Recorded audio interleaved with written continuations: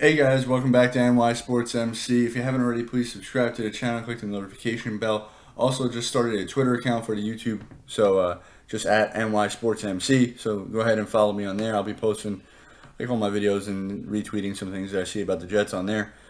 So wanted to get into installment number 2 of the AFC East positional rankings, and today was my choice. I let you guys choose on my Sunday night live streams which one we were going to start with. I'm choosing this one, and then tonight when we're on the live stream again, I'll let you guys choose the very next group that we go to.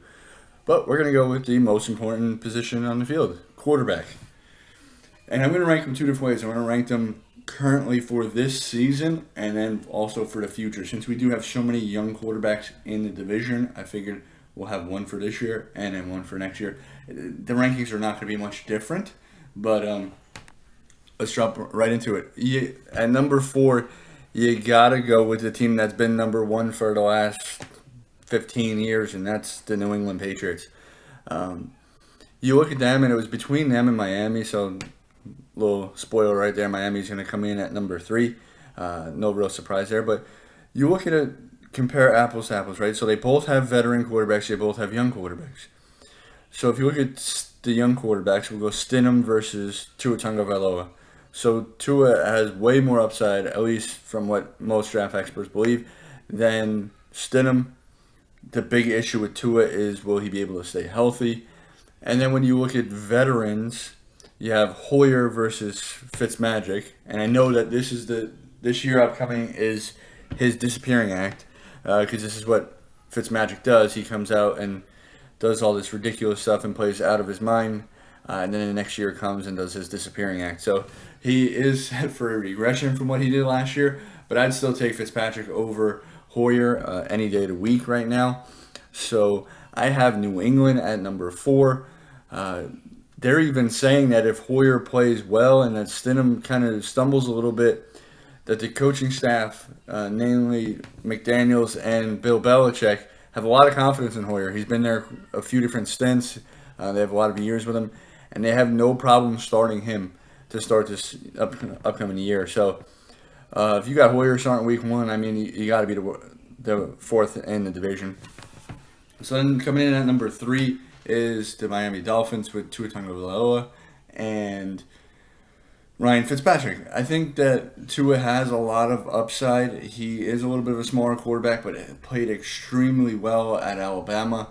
The biggest thing with him is injury concerns. He is a small guy. He gets banged up. He had a really bad hip injury that apparently he's recovered very well from. That's all you kind of heard leading up, is that doctors were giving him really good results and really good updates. So we'll have to see. I think with the Dolphins, that's what it's going to be about. If he can stay healthy, they could have their franchise quarterback. If he continues to get hurt, he could be somebody that's out of the league in a few years. So it's going to be interesting to see with Tua. I think that if you watched my last video on the offensive lineman, I had the Dolphins as the worst offensive line in the division. So I would not play Tua this year. I would wait until we improve that offensive line. At least get those 2 young tackles some games to start playing together and getting used to playing at the NFL level before you just go ahead and throw Tua in there. I think you throw in Tua week 1 and he'll be running for his life. So Dolphins at number 3.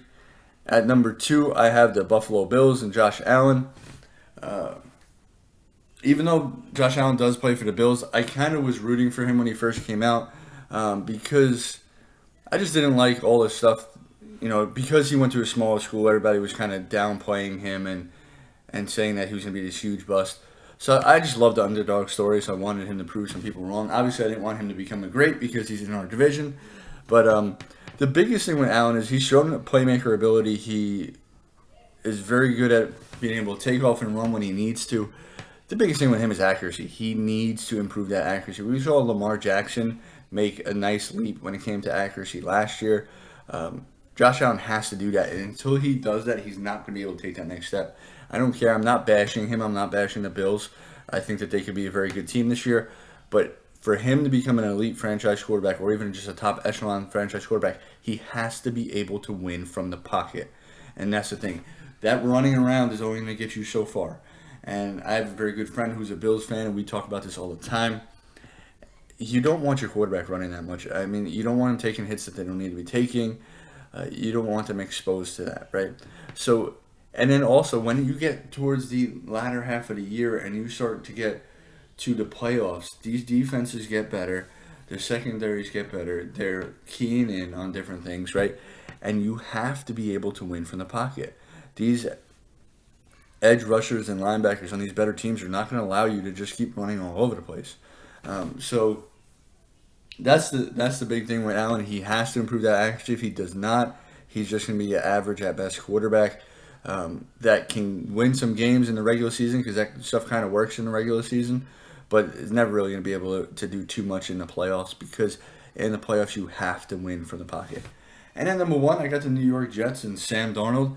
I think a lot of people that aren't Jet fans that don't get to see Sam play every week, they kind of look at some of the numbers, they kind of read the media, right? And they're like, yeah, this guy's a bust. I heard people saying this is a make or break year for him and that the Jets may have to look at a quarterback in the next draft if he doesn't pan out this year. Look, he is younger than a handful of quarterbacks that got drafted this year. Even Joe Burrow and Morgan, who we actually drafted to be Sam's backup, is older than Sam. So he came out super, super young. I mean, if he was a rookie this year, it wouldn't have been a surprise, right? He could have easily been a rookie this upcoming year and been in this draft class. But he played so well. He came out. He's so polished. And the thing is, he's been in one of the worst situations besides Rosen. Rosen was really given a short end of the stick. I mean, I don't think he's very good, but he was given a really, really tough time about it as well. So you look at Darnold, 2 different coaches, 2 different years, battled a foot injury his rookie year, mono his second year. But what he's done, and then he has the ghost game, right? And everybody's like, oh, he's seeing ghosts, he's terrible. First of all, that's a very commonly used expression. Second of all, it should have probably never been aired. A lot of people from even other teams around the league were very upset that got aired because things like that do get said on the sidelines, and it's supposed to, stuff's not supposed to come out. But so I'm not worried about that at all. He actually showed you last year that he bounced back. The last 4 games of his rookie year, he was ranking in the top in the league. I actually saw his tweet earlier today. Over the last 8 games last year, a month after returning from mono, Sam Darnold was top 12 in yards per attempt, touchdown interception ratio, PFF quarterback rankings, and he was PFF's 8th graded passer, despite being pressured at the highest rate of 41.9%. Again, this is back to that offensive line. That offensive line was atrocious last year. Still the 8th graded passer in the whole league while being pressured more than any other quarterback in the league. And he's young. So it's not like this is a wily veteran who's getting pressured a lot and can, see them coming and make those reads and make those throws. This guy's a young quarterback in the league who's missed time in his first 2 years. When they kept clean, he ranked 1st in accuracy and 4th in passer rating. I'm going to read that again. When kept clean, he ranked 1st in accuracy and 4th in passer rating. That is impressive. And that's the thing. Joe Douglas realizes this. They're not going to let him fail. They went out and spent a lot of resources on the offensive line. I know people wanted all the flashy names that we didn't end up getting, but Conklin was more of a run blocker than a pass blocker anyway. Not saying that he wouldn't have upgraded his team, but when you're looking to protect Sam in the passing game, Conklin was a very slightly below average tackle when it came to pass blocking last year. And then Thuney never became available.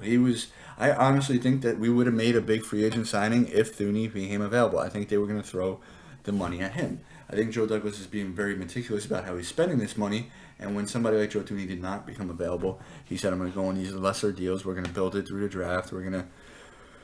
Because that's the way that you got to build it, is keep the flexibility going. So that's how I have it. I think Sam Darnold, if the offensive line makes the improvements that we think and is at least average to slightly above average, which I think they can be, the biggest thing is going to be how quickly can they come together as one cohesive unit, especially with this offseason and the fact that none of them have played next to each other.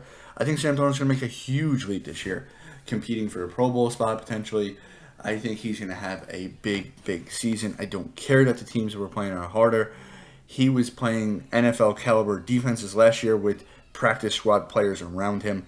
The offensive line was atrocious. Besides Robbie Anderson, he had Robbie Anderson and Crowder, but other than that, those other guys were Jeff Smith, Vincent Smith, people that we had never even really heard of before the year even started. Tight ends, at the end of it, he was down to Brown, who's probably not even going to make the team this year. If you got Herndon back, Griffin back, Wesco, Brown, unless they carry a fourth tight end, Brown's probably not even going to make the team. So you got to look at it like that. I think Sam Darnold, I have really, really high expectations for him. So now if you go to looking at the future, the only change I would make, I'd still have the Patriots at 4. The only change, I would almost put a push at the 2-3 spot. I'm still having Sam at number 1. I think Sam's the best quarterback right now. I think he's got the best potential moving forward. Even, Dan Orlovsky, a quarterback in the NFL for quite some time now, NFL analyst, he even said he's the best quarterback in the last 3 draft classes. He wouldn't take anybody over him. Obviously, that does not include Mahomes or Watson because that was 4 draft classes ago. So before somebody says, hey, what about Mahomes or Watson? That's what he was talking about. I would put a push at the Bills and the Dolphins because I think both their quarterbacks, Tua and Allen, have a lot of potential. It's going to be who can realize that potential. Because when you're looking at Allen, I mentioned, it's the accuracy. If he can improve that accuracy, he'll be the number 2 quarterback in this division. And then Tua, it's can you prove to develop in the NFL, right? Because he hasn't proven nothing. He hasn't played it down yet. He just got drafted. He has to prove that he can adjust to the NFL level at his size and that he can stay healthy. Because if you look at them coming out, Tua was the better prospect than Allen. There's a reason everybody said that Tua would have went number 1 overall if he wasn't coming off that serious hip injury. So that's the big thing. It's going to be, there's a lot of factors between them. I think with Darnold, it's as long as there's competent talent around him. And that's why I'm not too worried about the wide receiver group. He put up those numbers with really bad wide receivers. Now we have Perryman instead of Robbie. I think that's more of a wash than people make it out to seem. Mims is better than anybody we had as a number 2 receiver last year. Crowder returns in the slot. I think hopefully they'll just add 1 veteran wide receiver at some point. I think they're going to wait for some people to shake free. But that's my thoughts on the quarterbacks. Like I said, we'll be live tonight at 9 o'clock. So please come on by. We're going to decide what position group we want to go do next. We'll go through this a little bit more. Let me know what you guys think in the comments below. And please, like I said, check out the Twitter page at NYSportsMC to follow along with this as well. And as always, jet up. See you guys later tonight.